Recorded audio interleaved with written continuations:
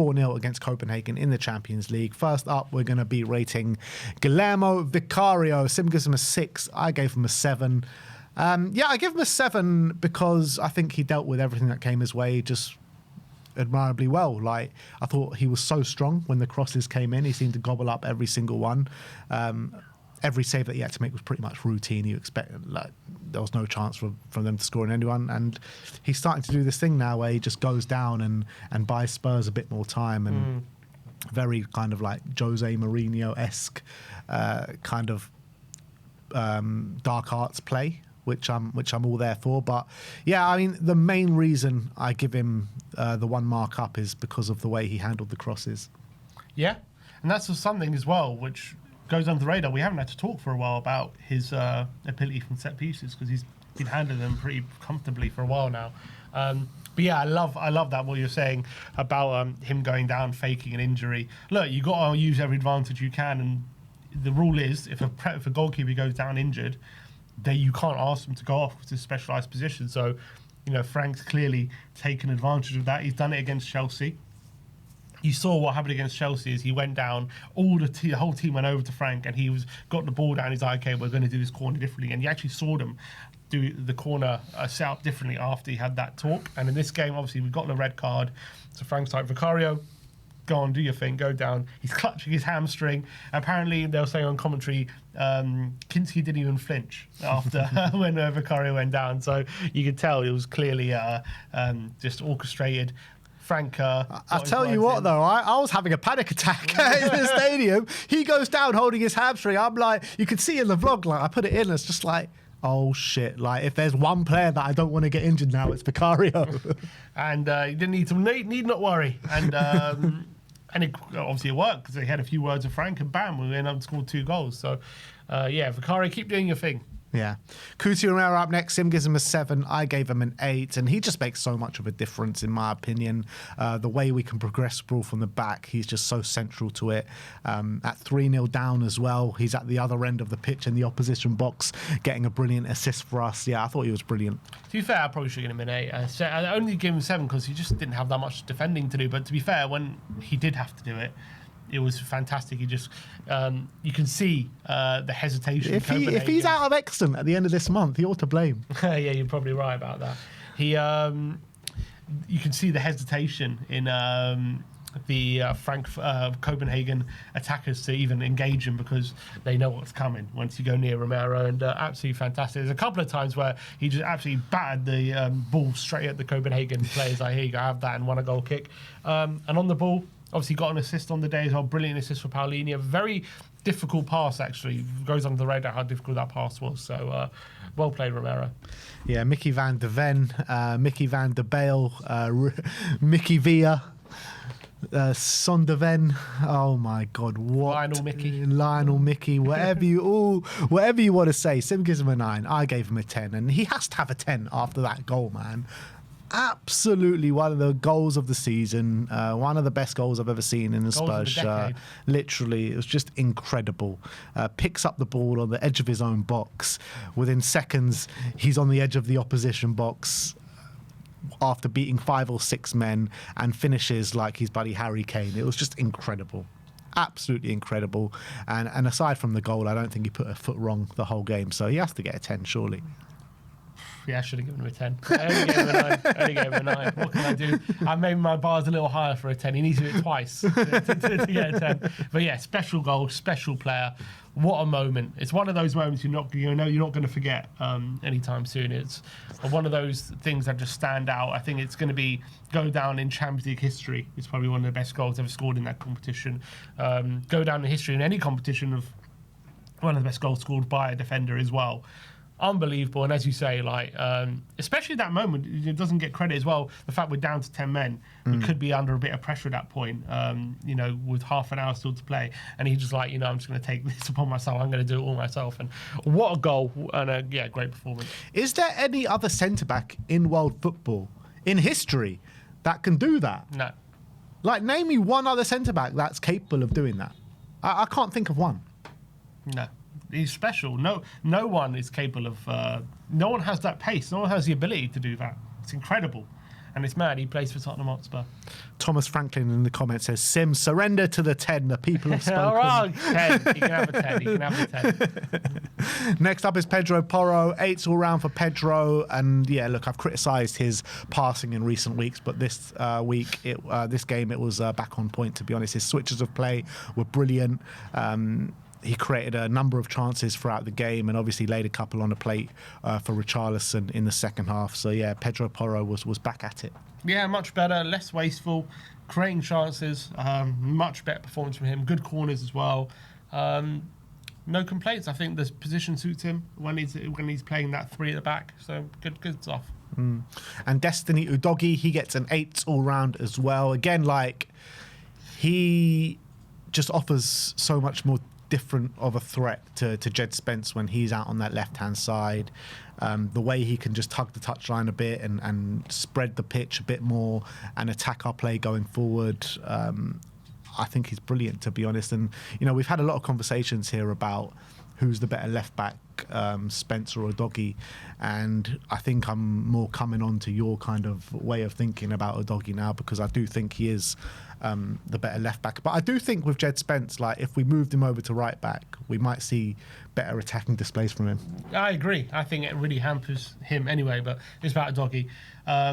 I think it just makes the team so much more better balanced. I think it gives us an extra threat. You can just see it on the pitch. You've got Udogie, you've got Odobert and Xavi there, and you've got Udogie being like a de facto winger, getting to the touchline, getting those cutbacks, stretching the play. When Spence is there, we're just missing that. We're not having that player get to the byline and being so direct, and that's what Udogie gives you, just that extra attacking threat, and it's so much harder for the opposition to deal with, and it makes it a lot more unpredictable because we've got these little interchanges on the edge of the box, and then Udogie's, you know, firing down the touchline as well, and he's starting to do his underlapping runs as well recently, which is quite encouraging. So I think Udogie makes such a difference on the left-hand side, makes our attack so much more unpredictable, and yeah, brilliant, absolutely brilliant. Yeah.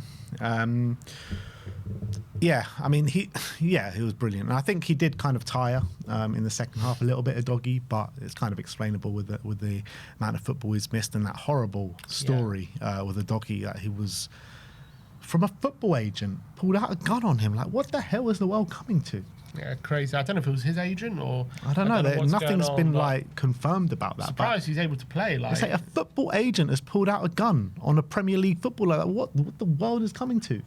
It's nuts. Madness. And you know, imagine having to, you know, play in a high level football after that kind of incident. And put in performance like that. Crazy, yeah. So fair play to him. It goes to show his mentality.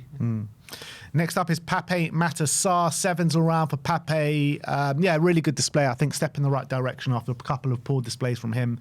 I felt like he was fairly quiet for the most part, but what he was doing was covering a lot of ground, enabling the other players to do exactly what they need to do, putting the opposition under pressure.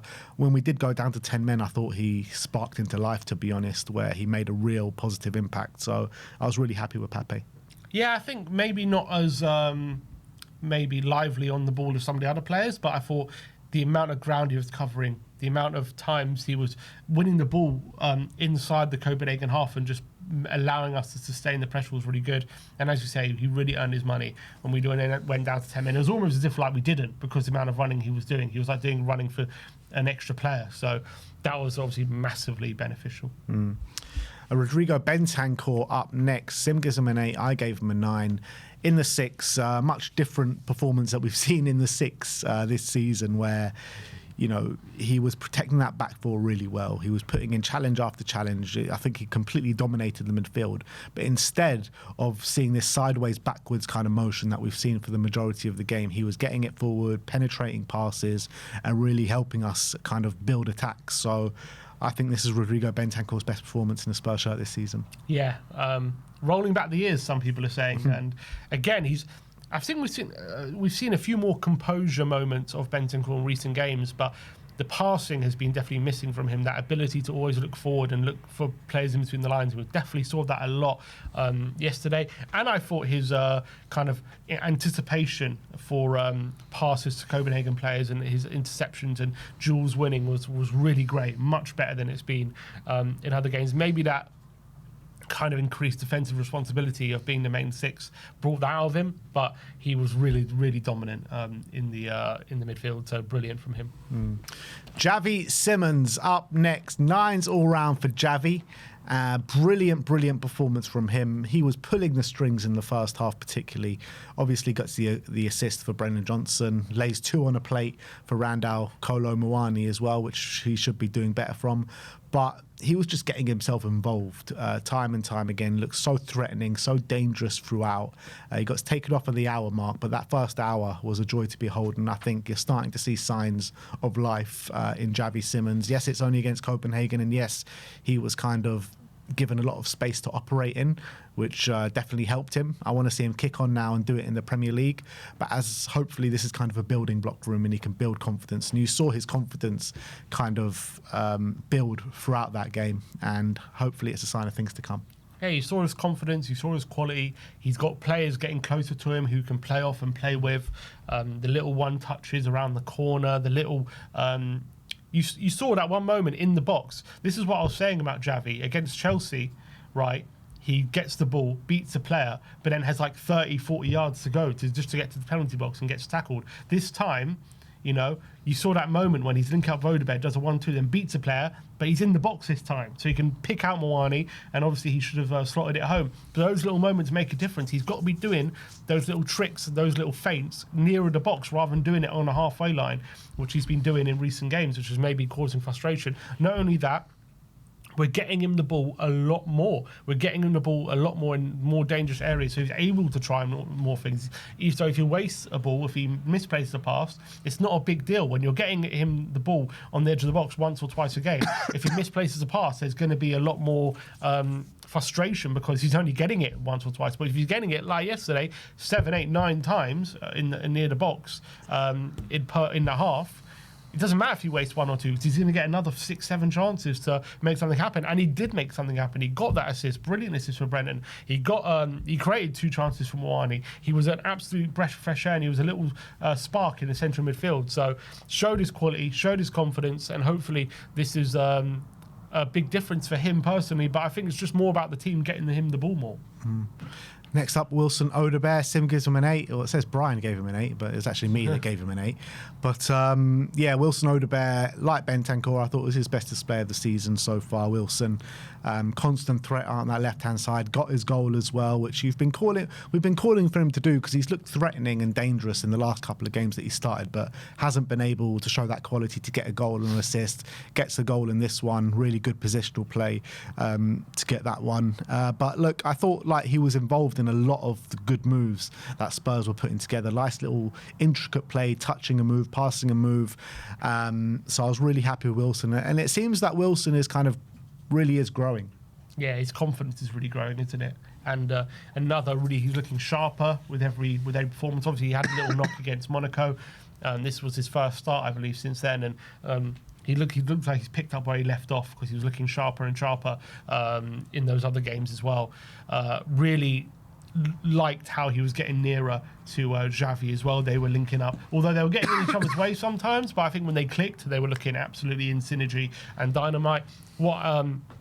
The thing I love most about Odobert when he's on the pitch, though, is that dynamic he has with the doggy when they're together. I think it's so hard to stop, and it makes us so much more unpredictable when them two are together. It makes a world of difference to that left wing, in my opinion. So, yeah, much better from Odobert. Nice finish, composed finish as well. Was an easy goal, but still has to finish it off, and he did. So, gets his first goal of the season, and hopefully that's first of many. Yeah, absolutely.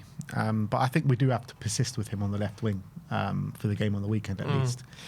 Next up is Brennan Johnson. Yeah, Brennan Johnson. Sim gives him a 6. I gave him a 7. Look, I think he is looking more threatening than what he was doing at the beginning stage of the season. This last couple of games now, he's provided a real threat for us out on that right-hand side. Gets his goal with, you know what, I know it's an open goal, but it's actually a lot harder than people make out. He's hitting it from quite a large distance out, and he's got to get accurate from an angle. So he does really well to finish it. And I thought he wasn't as much of a constant threat as maybe Odobert was throughout the game, but I thought he did well in terms of at points taking on his defender and just making a general nuisance of himself. But he did get sent off. I thought it was harsh. But he gave the referee a decision to make, and unfortunately it went against him, and he's now out for the next 3 games. Yeah, it was harsh, but it was also a stupid challenge. So you can look at it both ways. But yeah, he was unfortunately to be sent off. But yeah, he was a good threat on that right-hand side, stretched the play, did what he does best, which is put the ball in the back of the net, and was a really tight finish. I know the keeper makes a mess of the whole situation, but he still got to take it past him calmly. First of all, make the run, which he did, take it past the keeper calmly, and still at home in the empty net from a tight angle. So fair play, nice goal. And also, a couple of times, which we've been calling Brennan to do, he faces up his fullback and then takes him on and goes to the byline. And then he reminded me very reminiscent of Aaron Lennon, a few of his moves. Come on. Very quick to the byline and a little clip to the back post. And he did that a few times. I think twice he did it, yeah. So that is something I want to see him do more. He's got to be more confident in his own speed and his own ability to have that little what's it called, burst of pace down the line. So that was better. So he had 2 dribbles and 2 successful dribbles yesterday, Brennan Johnson, which is a massive step in the right direction for him. From 0. Yeah, exactly. So that was really encouraging. But yeah, unfortunately, that red card obviously stopped his game prematurely. Yeah. Next up is the last of the starting 11, which is Randall Kolo Muani. Sim gives him an 8. I gave him a 7. Obviously, the big talking point from his performance was the 2 big chances that he missed. He's got to put at least one of those away. Like, come on. Like, Xavi puts both on a plate for him, and he's got to be doing better from that aspect. But I think aside from those 2 finishes, I really like what he's adding to this team. He's adding aggression from the forward line. His pressing and his work rate is really good. And he added quality with the assist as well. The way he took that down and found Wilson Odobert, I thought was fantastic.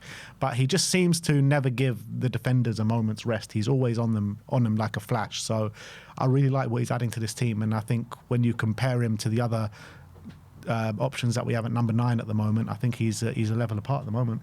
Yeah, and I am really liking what I'm seeing from Muani. I think those 2 misses obviously were frustrating, but what I really liked about him is there was a couple of times in this game where he was second favourite for a challenge. The ball goes near the defender, and it's probably 60-40 for the defender. And he worked hard enough to basically mount muscle defender, and then all of a sudden it became a chance for Tottenham. And obviously the first one, it was in the first half, it created an opportunity. And the second one was obviously the goal where, he's not favourite for that ball. The goalkeeper should really be getting there, but he just doesn't give up. He continues running. He puts the pressure on the keeper and creates an goal from it. So that was obviously really great. I also really liked him when we were down to 10 men. I thought when we were down to 10 men, he just allowed Tottenham to always be that little threat on the counter and that threat in behind as well. And that endeavour of when we just put a ball into the channels and make him chase after it. He's got the pace and the power to close defenders down and win those duels. So that was really impressive. The only thing I would say is definitely he'll be disappointed he didn't get at least a goal in this game. Because it wasn't just those 2 chances. In the second half, he had a number of opportunities, which the goalkeeper did a lot better with, actually, to score. So that was frustrating from him, but very, very encouraging. Yeah, absolutely. Let's move on to the substitutes. First sub that came on was João Palhinha, 8s all round. And how great is it? Spurs go down to 10 men and we've got the option to bring on João Palhinha off the bench. I thought it was absolutely fantastic. And he comes on the 61st minute. By the 67th minute, he's got a goal and assist, which is incredible. João Palhinha, it's not something you associate. You know what, though? That goal don't happen. Like, that Son goal can happen without Vertonghen because it was just like Palhinha wins the ball back. So that goal actually doesn't happen without João Palhinha, even though, Van der Ven obviously did all the work for the goal. But so he got the assist and the goal as well. He makes that run. You're down to 10 men, right? You think, all right, we're just going to hold off. And who are the 2 players in the opposition box? João Palhinha and Cuti Romero. You just can't make this stuff up. So he gambles and he makes the run and he gets the rewards and gets a goal. So and it's not just that. I thought he was winning the ball back countless amount of times for us in the middle of the park as well, as João Palhinha is always going to do. So it was a fantastic cameo from him. Yeah, I agree. And I think he's the perfect kind of player to bring on in that situation when you're down to 10 men. Someone who basically does the running of two players. So you kind of had Sar and Paulinho both in the running for two players. So it was always like we had an extra man all of a sudden when Paulinho comes on. His ability to just get himself involved in duels and win tackles and break up play is astonishing. But yeah, he had the bravery to as well attack the box when we needed him to. Got his goal. Was an excellent cameo and just what we needed and at just the right time, I felt. Next up is Richarlison. 5s all round for Rishi. Yeah, look, again, the talking point is the missed chance that he had where Porro puts in a lovely cross from him and the header rattles against the crossbar. And then obviously the penalty where, look, he is the penalty taker on the pitch, so you can understand why he took it. A lot of fans wanted Scarlett to take it. But look, it is what it is. Richarlison is desperate need for a goal, desperate needs for a confidence boost. And when you need a confidence boost, it's not great to miss a penalty. He rattles across the crossbar. And it's just unfortunate for him, and it's just another frustrating performance from Richarlison. Yeah, I thought he came on and obviously put himself about. He did have that header with the, which obviously hit the underside of the bar. I thought it was a good header, which he was unlucky with. I thought he did some good hold-up play stuff, but then he also did get in Scarlett's way a few times, which was quite frustrating when Scarlett maybe could have had the opportunity to score or even get an assist, and he kind of screwed up a couple of times, and then he took the penalty off Scarlett and hit the bar with it. So I think it was an unlucky cameo, but as well, it was a frustrating one in the sense that he kind of got in Scarlett's way a few times, especially with the penalty. So I marked him down for that. Dane Scarlett up next. 7s all round for Diamond Dane. Yeah, I was really impressed when I saw when he came on and the work that he did. He just works really hard, and he seems to have got a bit of body mass on him now, and he can put himself about physically. And the way he won that penalty, man, is not to be understated, because it actually looked like he lost the ball, and then he wins it back, and then he wins the penalty and gets taken down in the box. So I thought it was absolutely fantastic play from him, and he just causes a nuisance of himself. So he was very impressive when he came on. Yeah, I thought it was a really good cameo, and as you say, he was second to that ball because it was a ball over the top from Porro. He has to take a touch and then out-muscle Suzuki, then do a little trick to nutmeg him and cut inside and win the penalty. So that was good play. I thought he looked bright. He set up Richarlison for a chance, who kind of couldn't get the ball out of his feet. And he obviously came on to make an impact, and I thought he did well. So fair play to him. Good cameo. Jed Spence up next. 6s around for Jed. I mean, he was getting up and down that left-hand side a bit, but yeah, I don't really remember too much that he did. Yeah, well, look, we were down to 10 men, so it wasn't like we were dominating the ball like we were in the first half, but he came on and did his job. Obviously a doggy provides something different, but he provided what he provided when he came on. Yeah, I feel bad because we've given Spence a rating, we've given Scarlett a rating, but Danso came on before Scarlett, and we haven't given Danso a rating. I mean, but I don't remember Danso doing anything, to be honest, so I'll just give him a 6. Yeah. But Thomas Frank, last but not least, 8s all round for big Thomas Frank. And look, all of the critics that he had after the Chelsea game and for a lot of the season, I think he answered some of them in terms of this game, because we wanted to see an attacking display. We wanted to see us create chances. And on the back of creating a 0.05 XG, what was the XG in this game? It must have been over 3. 3.3. So you can't ask for much more than a 3.3 XG on the back of that Chelsea game. So that was very positive. He got the attacking patterns of play. You're starting to see it kind of form now. And I think all the tactical setups and tactical things that he put into this game were brilliant, to be honest, and you got a lot of players performing at a very high level yesterday. Look, it is only Copenhagen and bigger tests yet to come. Manchester United on the weekend, we want to see it there, but as a starting block after that Chelsea game, it was a great way to respond. Yeah, absolutely. I think it was a fantastic performance, and I think he got all the dynamics which everyone wanted on the pitch. He got them on in one game, and you saw the difference it made. The attacking intent was there. He clearly had. He clearly made it a thing in the dressing room. Look, we need to show the fans tonight, but we can go forward. The intent is to attack, and we can do it in numbers, and we did that yesterday. So credit to him. I also think the way he managed the team with 10 men when we got Brennan Johnson sent off was fantastic as well. That was also really impressive from him, the way we responded to going down to 10 men. So really good day at the office for Thomas Frank. But as you say, turning point is the wrong term. I think step forward would be the right one because we need to see it in the Premier League. Yeah. All right, so that is our player ratings. Do you agree? Let us know in the comment section below. Put your player ratings in the comments section below. But Spurs have won 4-0 in the Champions League, which I believe is 1 goal below our best ever. What was it? Red Star 5-0. Belgrade against Red Star Belgrade. Was that away? That was at home. That was at home. Yeah, under Mourinho actually. Yeah.